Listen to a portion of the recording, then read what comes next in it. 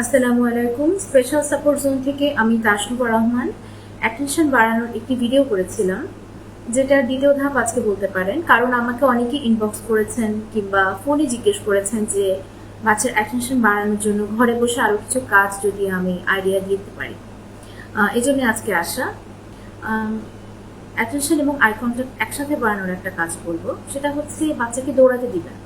এখন প্রশ্ন হচ্ছে দৌড়াতে তো দেই, তাহলে এটা কি ধরনের বিশেষ দৌড় যেটাতে অ্যাটেনশন বাড়বে? খুব সিম্পল, দুজন মানুষ বসবেন এবং মাঝখানে ন্যূনতম 10 ফিট দূরত্ব থাকবে, সেখানে বাচ্চা দৌড়াবে। আপনার ছেলে কিংবা মেয়ে যে দৌড়াচ্ছে, সে একবার এর কাছে যাবে, একবার ওর কাছে যাবে। যার দিকে যাচ্ছে সে তার নাম ধরে বারবার ডাকতে থাকবে। বাচ্চার নাম ধরে বারবার ডাকবে এবং চোখের দিকে তাকিয়ে ডাকবে। এতে বাচ্চার আই কন্ট্যাক্ট বাড়বে, অ্যাটেনশন বাড়বে এবং পাশাপাশি এক্সারসাইজও হবে। সবকিছু একসাথে হবে।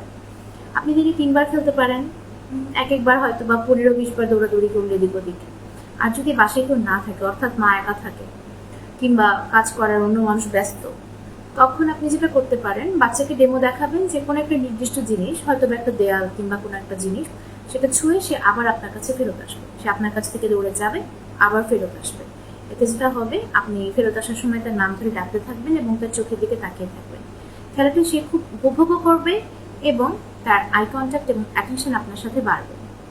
অনেক মাই আছেন যারা বুঝতে পারেন না যে আমি এত ছোট বাচ্চার সাথে সারাদিন কিভাবে ইন্টারাক্ট করবো, কিভাবে খেলবো, কারণ বাচ্চা তো আমার দিকে অ্যাটেনশন দিচ্ছে না, বাচ্চা নিজের জগতে থাকে, বাচ্চা আমার ইনস্ট্রাকশন শুনতে চাচ্ছে না। তাদের জন্য বিশেষ করে এই খেলাটি খুব উপকার হবে। আর দ্বিতীয় কাজ দিব হচ্ছে, বাচ্চা যখন সিঁড়ি দিয়ে ওঠে তখন আপনাকে কাউন্টিং করতে হবে। অর্থাৎ প্রতিবার বাংলা বললে বাংলা কিংবা ইংলিশে বললে ইংলিশ, যে ভাষাটি বলেন, হয়তো বা 1 to 10 ঠিক করে নিলেন।